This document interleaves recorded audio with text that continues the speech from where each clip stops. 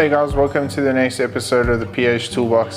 So we're going to be carrying on from the previous episode into now. Basically just a few packages I recommend, whether you're a first time coming to Africa or you're an experienced African hunter. These are just some of the animals that I've put together in a package that I suggest you guys inquire about at these SHOT Shows. And just ask a few questions, and maybe it's to your guys' liking, whether you're coming over with a family member or a friend. Maybe you can look into building these packages up with whatever outfit you'll be coming out here with. Before I get into it, big thumbs up to Trees and Camo. I've been saying this for a couple of years now that us as PHs, especially in the South African bushveld, we're desperate for a decent camo, and Trees have definitely delivered on this. They're fantastic, they just last so much longer. I've been using them now for a couple of hunts, so excited to use them for the 2020 season. I just find they're really just great quality, and just fantastic blend in the bush. They really just fit in really well, so big shout out to Trees and Camo. Next up is Maxxis tires. I'm using the Razor mud terrains at the moment, the mining spec. They've been fantastic. We've fortunately got a bit of rain over the past few weeks, so I've been playing around in the mud with them. They've been really good. They handled the rocky terrain extremely well. Come with the 3+ sidewall, so the puncture resistance all there. So if you guys are looking for a decent tire for the 20 season or the new decade going forward, Maxxis tires is definitely one of the premium stuff out there. So give them a like or a share on social media, and just go down to your nearest dealer and find out a little bit more about Maxxis tires. And then to everyone out there that's supported me on this journey thus far, like I said in the previous episode, YouTube is new to me. Trying it out, I'm having so much fun doing it. It's getting better each time. My editing skills are a little bit rusty, but we're getting into it. So if you haven't yet, I would appreciate it if you click the subscribe button, maybe add a notification or thumbs up, whatever the case may be. And just appreciate the support so far. Really looking forward to 2020 and the decade going forward. So without further ado, let's dive into the next package. When a hunter has done what he considers to be his or her duty to the animals we find someone to protect, they will leave a legacy that will last a lifetime.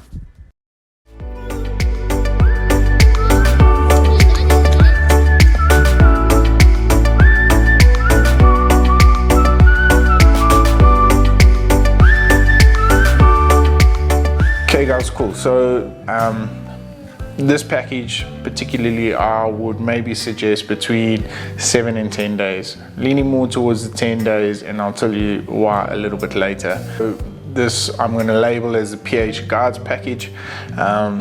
It's got everything that you need, from whether you've been over to South Africa before or whether you are still a first timer coming over. There's a few animals, there's a few species in there that might be appealing to you. So let's get into it. So the first one on my list is originally known for a desert animal, but they've done quite well in South African environments, especially in the mountainous ranges, especially where we are. They've been doing exceptionally well, and that's the gemsbuck, better known as RX, or as South Africans call them, gemsbuck. They're really unique animals, probably one of the most iconic animals as far as Namibia is concerned. I think they originated from Namibia. They came from the Kalahari Desert, moved over. So yeah, they're really unique animal. They just look so cool. They're pretty light in skin color, got straight horns. Females and males have got horns. Generally you'll find that the females have the longer set of horns with the thinner mass, and the males obviously the thicker mass, shorter stubbier horns, and that's all due down to male dominance, fighting. Just all around cool animal. To me it always looks like they're wearing a mask. with the white and black in the face. Pretty good eating. I enjoy gamsback meat. We normally make biltong out of them.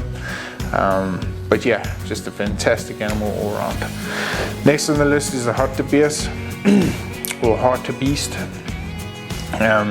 This falls under, a lot of outfitters put it or categorize it under the beast package, with your wildebeest being added to that as well.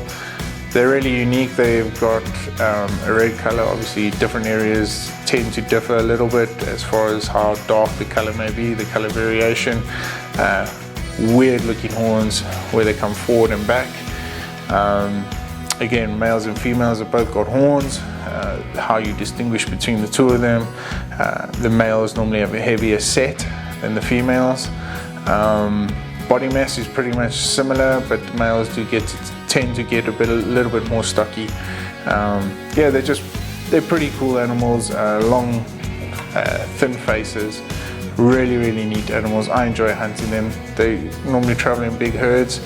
Obviously the males have their, during the breeding season, have the dominant bull that always sticks out, and you pretty much pick him up most of the time when he's dancing around the edges of the herd chasing a few young bulls or whatever the case. But yeah, especially for this package, hartebeest is definitely number 2 on the list. In this specific package, just a great animal. Then next up on the list is the eland, and specifically the Cape eland. In some parts of South Africa now you do get the Livingstone. That's a little bit for another day, but at the moment I would definitely, which does deserve a spot on this package, is the Cape eland. Massive animals, Africa's largest animal, antelope. The Lord Derby is, but it's part of the eland family. They fall under the spiral package, so yeah, they're just unique. Got long straight horns, spiral, beautiful nice fringes on the mature bulls. You'll normally find a mature bull between 8 and 10 years old, rubbing their face in the mud, and just big blue necks with a dewlap. That thing that hangs below its chin is a dewlap.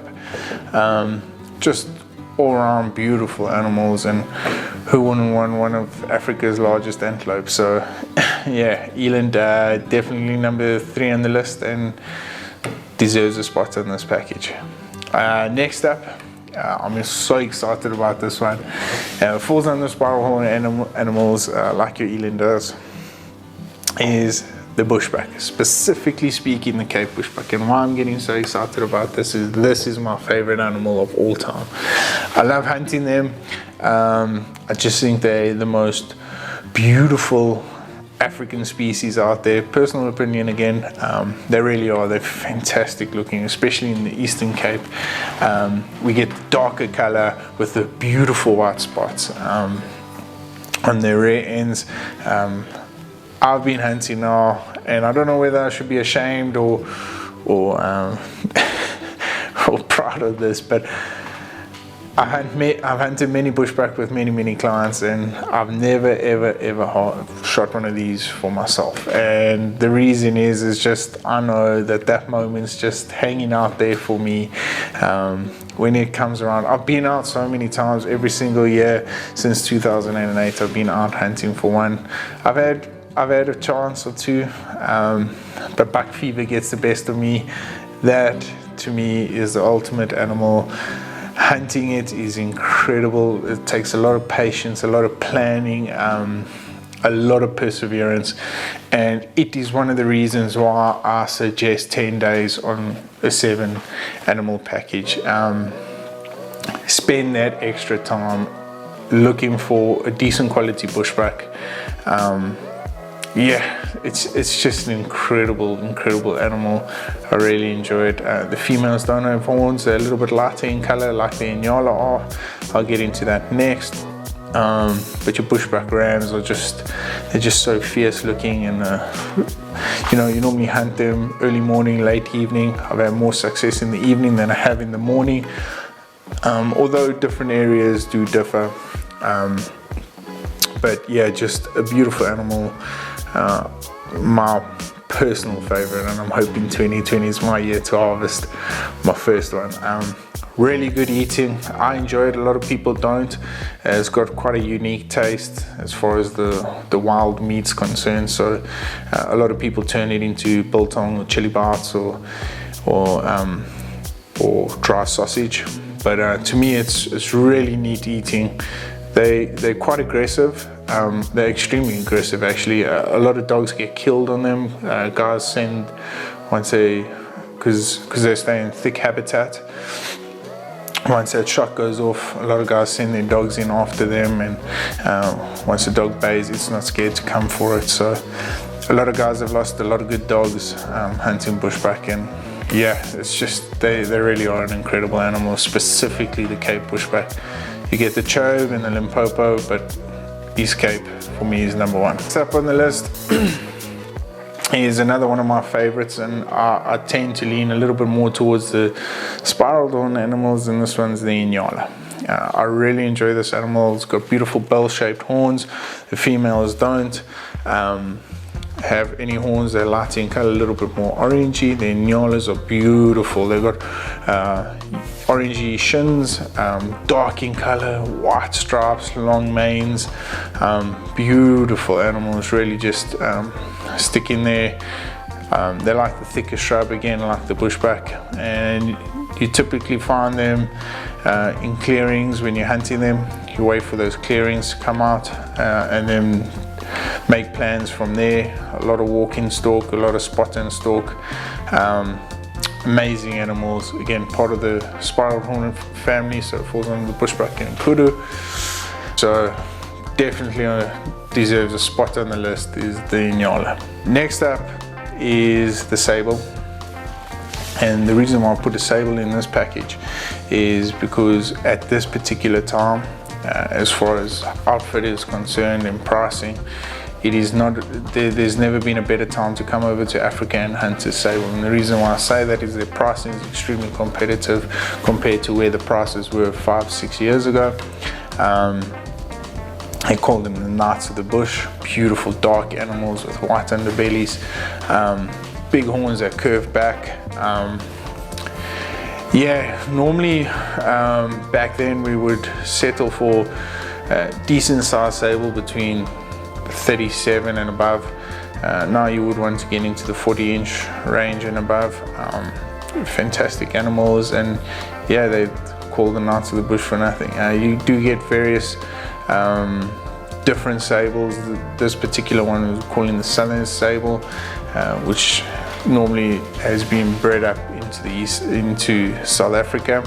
So yeah, just they're really unique animals, and they just add a little bit of that executive look to your trophy room, you know, that prestige, big chest.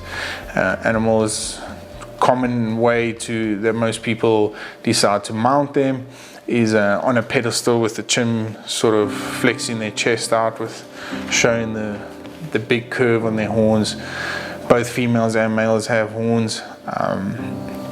They'll pretty find a dominant male, and in the wild they are known to fight to the death over females. So yeah, they're pretty unique animals, and savage when they come to breeding time. But it deserves a really special place on this package. And yeah, like I said, if you go into the SHOT Shows, if you are wanting to come out and hunt in Africa and you've been before, you never got a sable, now's the time. The market's never been better. You're going to get a good price for it, and I do predict in the next few years it will turn and they'll start getting their value back as time goes on. Yeah, and then last but not least, and this is an extremely special animal to me, and I'll tell you why. Let's go. Hey guys, cool. So this big boy behind me is the reason why I hunt. Was one of the reasons why I became a hunter, and that was to share special moments and special memories with extremely special people. And like I did with my first hunt with my blessed buck, I shared it with my uncle and my dad, this guy right here, and the last place on my package. I was very fortunate to share with an extremely good friend of mine in 2018. This bull was exceptional. This is a waterbuck. They're commonly recognized, or they're easily picked up in the veld from their bullseye on the rear end. But this bull, particularly for me, has a very special place in my heart. I hunted it on one of my very good friends' ranches just outside of Aliwal North, on the border between the Eastern Cape and the Free State. I hunted it on a special place in his heart, and unfortunately a few months after the hunt, he tragically passed away. It's something that I will never ever forget, and it's something I hold very, very dear to me, and that's why I give this animal the utmost respect it deserves. It stands tall in my house. I show it off to a lot of people, but they're magnificent animals. They got the oil on their skin for the water. They typically like the water, and they hang around in the swampy areas normally. They got the oil on their skin. You can smell it. It's not good if you touch the meat with it, but yeah, fantastic animals. This bull was an exceptional bull. I'm so proud of him, and I'm so fortunate to have shared it with such a great person, and that's why he stands beautiful and tall in my dining room. I had this little plaque made just as a little gesture of appreciation to a great hunt, a great piece of land, and a fantastic human being, and he'll forever be in my heart. This hunt I'll remember for a very, very long time. So that's the end of the PH guide package. Yeah, if there's anything you would like to know about it, hit me up in the comments. Don't forget to subscribe or hit the notification bell. I really appreciate it. Once again, guys, thank you so much for all the support. I really do appreciate it. It's been so, I get so excited doing all these videos for you guys and just sharing the passion I have for the outdoors and hunting in Africa. And yeah, without us, remember, moments like this and species like this aren't going to be around for much longer. So yeah, guys, just thank you so much for everything. And yeah, look forward to doing the next one. Stick around. I'll be diving into pests and maybe a little bit of the tiny 10. But from now, that's me. Have a good one. Happy hunting. Cheers, guys.